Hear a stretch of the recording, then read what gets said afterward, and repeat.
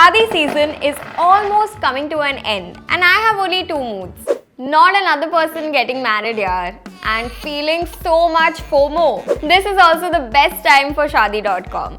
If you're feeling inspired or even lonely, seeing all your friends and acquaintances getting married, you may think it's finally time to download the app. The idea to begin Shaadi.com was sparked by Anupam Mittal's own Shaadi discussion. And in this episode of the Indian Billionaires Go, we are going to decode how shark Anupam Mittal's Shaadi.com went from an app that was initially rejected to an app most parents want you to be on.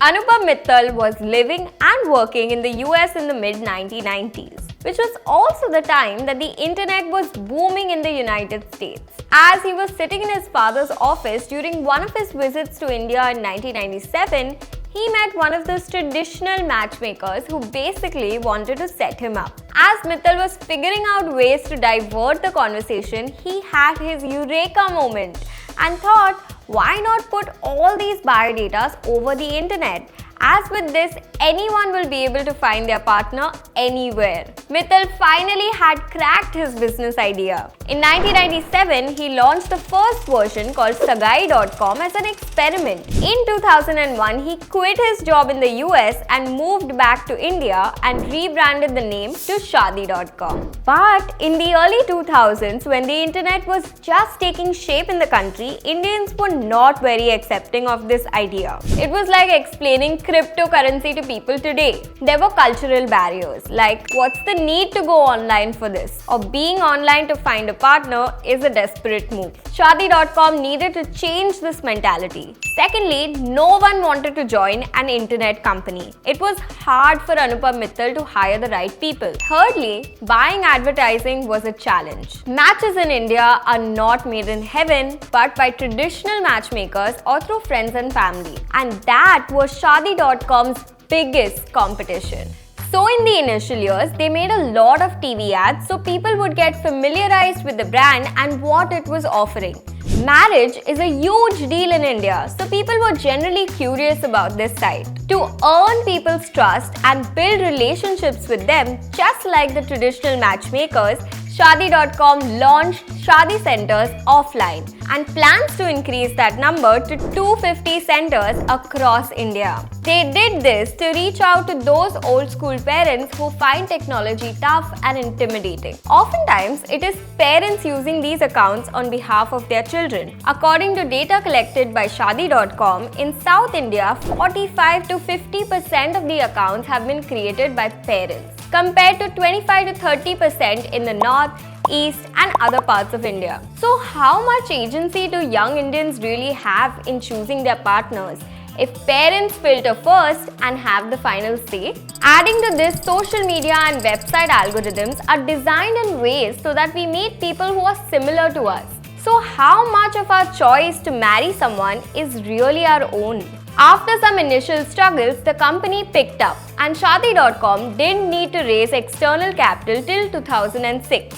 They raised capital from Sequoia, Silicon Valley Bank and Intel Capital. But for an app designed to build relationships, once their customers have found a match and baat pakki ho gayi, they almost never need to use the site again. So then how do they justify customer acquisition costs? Shaadi.com has built such a strong brand presence over the years that today they don't spend a lot on customer acquisition, as people automatically download the app and spend time on it. But how do you know if you'll meet genuine people or will be catfished?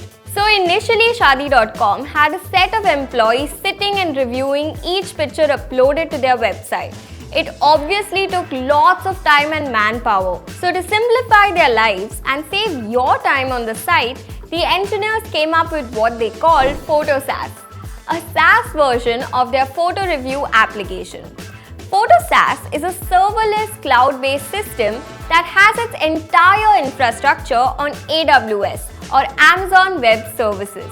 It also provides image verification and image cropping services and automatically reviews pictures through machine learning and picks out genuine profiles. After matching millions of Indians, Anupam Mittal is now finding his perfect match of companies on Shark Tank India. But recently, Harsh Goenka made a harsh tweet on how the sharks and most of the companies aren't really profitable. Reacting to it, Anupam Mittal responded that Mr. Goenka has reacted to superficial, biased and incomplete data. But I think Anupam Mittal could have built a stronger case for Shaadi.com if he backed his response with data. However, in September 2022, Anupam Mittal stated that the company had turned profitable a few years ago, and in about 12 months they will be IPO ready. But again, he did not disclose details about the company's financials. Shaadi.com made its first IPO attempt in 2009 to dilute around 15 to 20% of the total equity of the People Group,